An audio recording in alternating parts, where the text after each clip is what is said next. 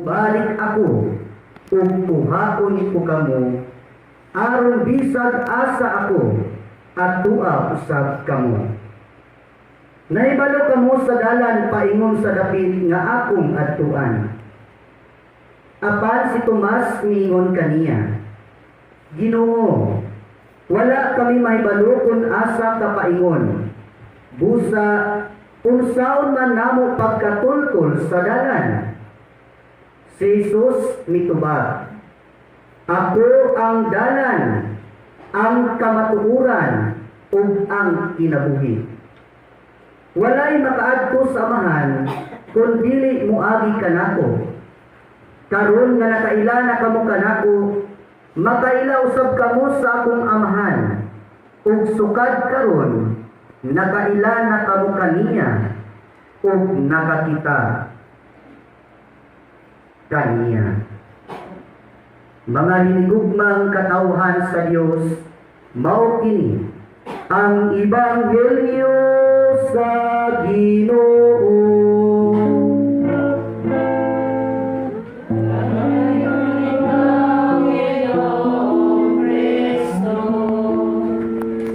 Question kita sa Ginoo, makayon kita, Lord, nganong imo naman siyang gikuha nga di pa man mi ready? Or sometimes, maka-question kita sa Ginoo, Lord, nganong siya pa man nga nanginahanglan pa man niya? O gana nga mga pangutana mga kaigsunan, pinaka-common na siya o pinaka-normal, tungod kay kitang mga tao, normal sa ato nga makapangutana og niana, o normal nga makasilatit ipadingana. Kay kung ato galing i-release kung kaugalingon sa itong kinabuhi, biskan gani kung naalay mawala nga butang sa tuang kaugalingon, or bisan mawadaan lang tag manok, mawadaan lang tag kabaw, baka, mabuol ganita, masakitan ganita, apan usa nakaha, kung kinabuhi sa katao ang mawala. Apan mga kaigsunan, kanang tanan dahil nga mga kasinatian, sama sa kong giingon kagina, pinaka-common o pinaka-normal, tungod kay lagi, tao kita. Ug ang maong tao, adunay pagbati. Ang maong tao, adunay kasakit. Ang tao, adunay pagigugma. Pero sa kinabuhi ni Manolito Cagas mga kaigsunan, kung ato ang tanawon, makayon kitang sakit siya, pero likod sa mong kasakit, adunay kalipay. Una, ang kasakit nga ito ang mabadsyagan, ilabi na nining kasinatian na ito karon, particularly sa pamilya niya, sakit nga kung sa dilit na ninyo siya makauban literally. Sakit nga dilit na ninyo siya makauban diha sa iyong panimalay, sa pagpangaon, sa pag-istoryahanay, ug sa uban pang mga okasyon sa tuwang kinabuhi. Apan likod niya ng mga kasakit, ato usab nga ang punon, ang kalipay. Dili kalipay nga kung sa dimin kitang tungod kay namatay na siya, kung dili kalipay nga kung sa diin, dili nato siya makita nga nagmasakit o kaha nagmaluyahon o nagmagulanon ni ini nga kalibutana.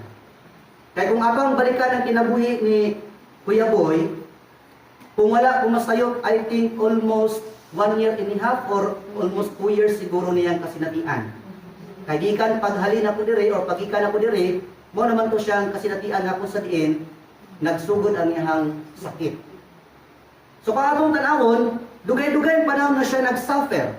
Dugay-dugay panahon nga nakita nato siyang nag-antos, nakita nato siyang nagmagulanon, nakita nato siyang nagmasulubon. Kung usay yung gibati karon, mo po na gibati niya samtang buhi pa siya ng kalibutana sa mga niaging panahon.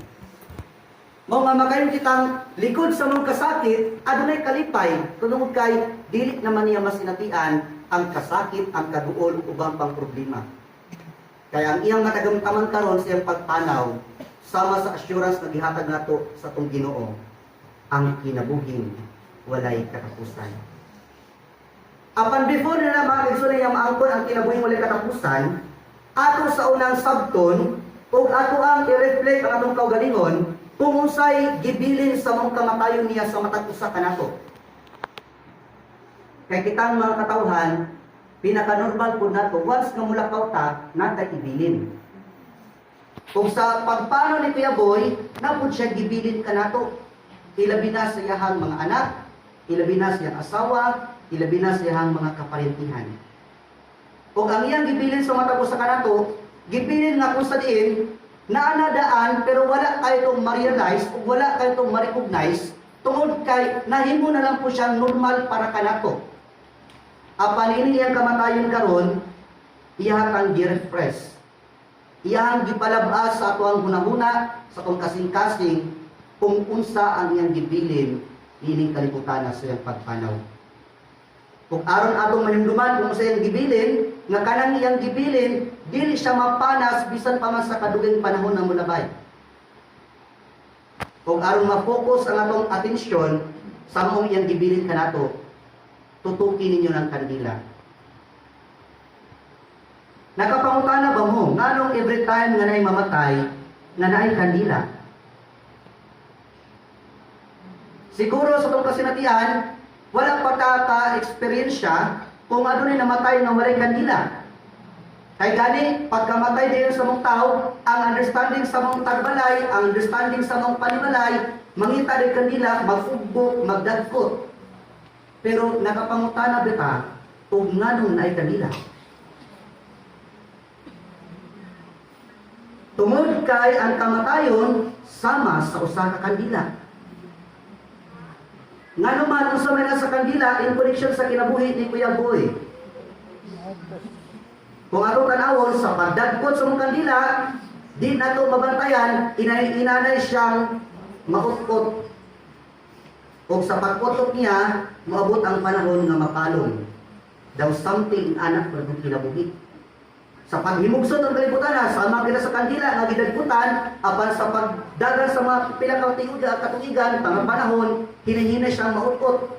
But take note, nga among kandila nga bisan pag mautkot siya, adunay gibilin or adunay mabilin.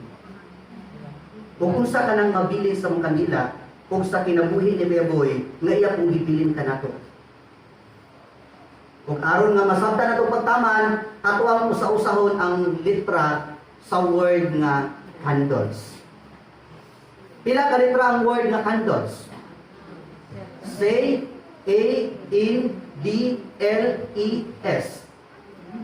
Kining pito ka litra makagsunan, mao ni siya ang nagtuyok-tuyok sa kinabuhi ni Kuya Boy, nga mo'y iyang gibilin sa iyang pamilya o sa mga katawhan nga nakaila kaniya. Nga mong kandila, ato ang imaginon, nga mao kana ang mga butang nga iyang gibilin kanato, lining kalibutana. Ug aron nga ang iyang gibilin dili mapalas kanato, ato ang tanawon nga sa candle nga word, ang C stands for a caring father. Naana na siya nag-exist na. Iyang gipakita sa iyang mga anak, ang iyang mga anak nagtubog nga mataro, ang iyang mga anak nagtubog nga relihiyoso, nagdako sa simbahan, tungod kay naa ang iyang pagkinabuhi sa pag-atiman, sa pag-care.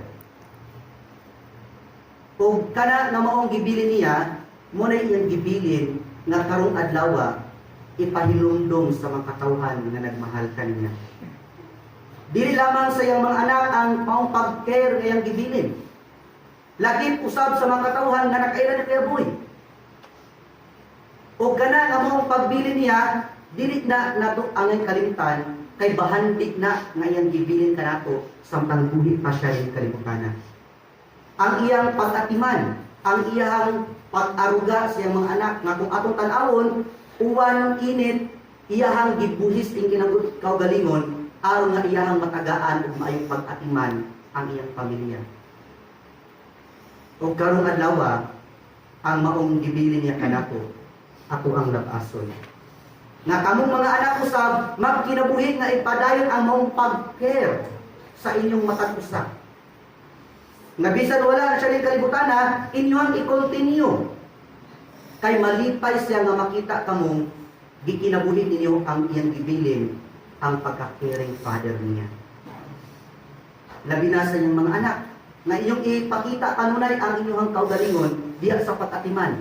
Kay sometimes manggod, ang kinabuhi sa tao, was nga wa na gali ang papa or kawa na ang mama, mawa na dayon ang mayong pag-atiman sa matag-igsuon, mapabayaan na. Kaya ang understanding sa uban, mura na sila mawadag paglaom. Pero dili. Kaysa kinabuhi ni Kuya Boy, ang iyang pagka-caring father, padayon niyo ikinabuhi ining kalibutan. Aron nga sa ikaduhang litra sa word nga kandol, ang litrang A, diha nato makita nga gikan siyang pagdawat sa maong kinabuhi ining kalibutan, iyang gidawat usab ang maong responsibilidad. Manang ang A sa word nga kandol stands for to accept all his responsibility. Ang usa ka responsibilidad sa amahan, iyang gidawat. Mabitaw na kagina before may nag-start na istoryahanin ng mga padre nga si Kuya Boy usa ka tricycle driver o rila driver. Na kung sa diin, uwan init iyahan ang gisuong ang kadalanan aron lang iyang ipakita o iyang ikinabuhi ang mong responsibilidad sa usa ka amahan. Iyang gidawat. O dili lamang iyang gidawat ang responsibilidad sa usa ka amahan sa iyang pamilya, kundi aduna po'y mga responsibilidad nga uban niyang gidawat. Ilabi na ang responsibilidad diha sa kanunay nga pagsuporta sa kinabuhi o bulhaton ni atong simbahan. Responsibilidad nga kung sa diin dili mabayaran. Responsibilidad nga wala siya mag-look forward nga may mabalik kaniya. O ganang among responsibilidad nga iyang gidawat, mo pud iyang gibilin karon sa matag usa kanako, ilabi na siyang pamilya, may anak pud ang atong pagdawat sa among responsibilidad. Usa ka responsibilidad nga kung sa diin ako ang gidawat nga bisan pa man ang akong kinabuhi andam na kitahan. O diha sa among responsibilidad mga kigsunan nga iyang gidawat, ang matag usa ko nato gipanawagan nga andam po kitang mudawat o dili lang ang pagdawat sa among responsibilidad kundi ang iyang kamatayon karon ato usab nga dawaton. Kay kanang ato ang pag-ampo nga maangkon unta ang kinabuhi walay katapusan, how come nga maangkon niya kung ang matapos sa kanato dili pud kita makadawat nga wala na siya dinhi nga kalibutan. Muna duha ang iyang unod sa mong pagdawat, gidawat ang mong responsibilidad sa iyang pagkinabuhi ning kalibutan, at the same time gidawat pud sa pamilya karon niining kalibutan nga wala na siya uban kanino. Diha sa mong pagdawat mga kigsunan, mo siya maghatag og makapagaan sa tuwang kaugalingon. Nga bisan lagi wala na siya ng kalibutan, pero kung madawat nato nga wala na siya ug labaw sa tanan, madawat nato ang mong responsibilidad nga iyang gibilin kanako, mahimunggaan ang iyang pagpanaw ng kalibutan. Ug mao nang si katulong litra, makita nato sa word nga kandol ang litrang N tungod kay padayon na siyang nagkunikta dito sa word nga care sa first letter sa word nga kandol nga ang N stands for nurture. A nurturing father. Nga ang unod sa word nga nurturing father mga kaigsunan, na kanunay ang iyang pagmatuto, na kanunay ang iyang pagpahimangno, na kanunay siyang nagubad sa word nga care ang pagpangga, ang pag-atiman, o ang maong amahan sa iyang pag-atiman, diha kanunay niya gipakita sa pagtudlo, sa pag-ilukar, sa paghiya. Aron ang iyang mga kabataan, nahisama niya nga magkinabuhi nga matarong ng kalibutan. O diha na ito makita sa mga kigsunan na sa pag-nurture ni Kuya Boy siyang mga kabataan, nakahatag po siya maayong ihemplo. O gani, samtang dinhip ako sa mga naging panahon, na po siya'y gitudlok ka na ako, nga di po na ako makalimutan. Nga matod pa niya, Padre, kinahanglan ang kinabuhi sa tao, kung unsay maabot na to, kinahanglan ang kabalotang mubalik o bisa kagikan. Although nga kumo na kayo na siya nga teachings, although nga kumo na kayo na nga mga pulong atong nabatian, pero adto na siya dakong impact. Nga po pasabot niya na, ang usa ka tawo once na nagtudlo siya kanimo, mubalik tong first letter sa word nga kandol tungod kay nag-care siya nimo.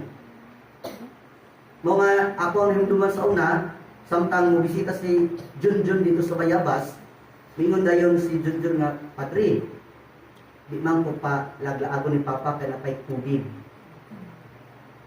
Mahadlok. But pasabot, na kanunay ang padayon niyang pag-atiman siyang anak, na kanunay ang pag-concern, ug na kanunay ang pagtudlo. Kay ang mong pagtudlo ni Kuya Boy, mo'y makahatag usab og giya kanato ining kalibutan. Ug mo nang sa litrang D sa word nga candle, D stands for to develop. Katong pag-care, katong pag-accept sa responsibilities, katong pag-nurture, kikinahanglan kini nga ato ang ipa-develop, ato ang patubuon. Aron nga ang iyang pagpanaw ng kalibutan, wala lang siya magtapos ni anak. Mabuito ng Nicene nga nagingon na death is not the end, yet it is the beginning. Nga human siya mamatay ng kalibutan, kadtong iyang mga gipangbilin kaninyo sa iyang mga anak, sa iyang mga kahigalaan, kamoy mo padayon, kamoy mo patubo. Aron nga sa iyang pagpanaw, bit-bit niya ang gitawag og kalinaw. Nagmalinawon siya tungod kay kamo nga iyang gibinlan, kamo mo'y gitagaag tahas na inyong ipad-develop, inyong patubuon, inyong palambuon. Nga kanunay makita sa matag usa kaninyo ang inyong pag-atiman, ang pagdawat sa matag katungdanan, ang pagtudlo. Mo nay kanunay nato ikinabuhi aron nga sa iyang pagpanaw mahimong bililhon sama sa mga kandila nga ato ang nakita. Ug ang litrang L mga kaigsunan sa word nga candle, L stands for a loving father. Kung atong tanawon, way amahan nga dili magpakita gugmas yang anak, bisan unsa pa kabadlungon sa mga anak.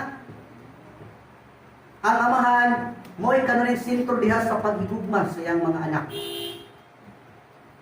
Ug ang mong gugma mga kaigsunan, mo na gugma nga iyang gibilin aron nga padayon ninyong ipaabot sa matag usa ang mong gugma. Nga bisan wala na siya ning kalibutan, ang gugma mo'y kanunay nga mabatsyagan nato.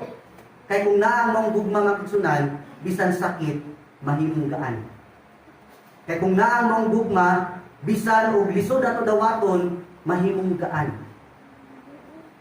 Love conquers everything. Ug matud para sa kan reading kagina ko ato nadungog, kung sa may ato ang gikabalak-an, ang mga pagkaon ba, ang ipangsuot ba, ang mga kwarta ba, ug ang katapusan na ingon, o ang kamatayon ba.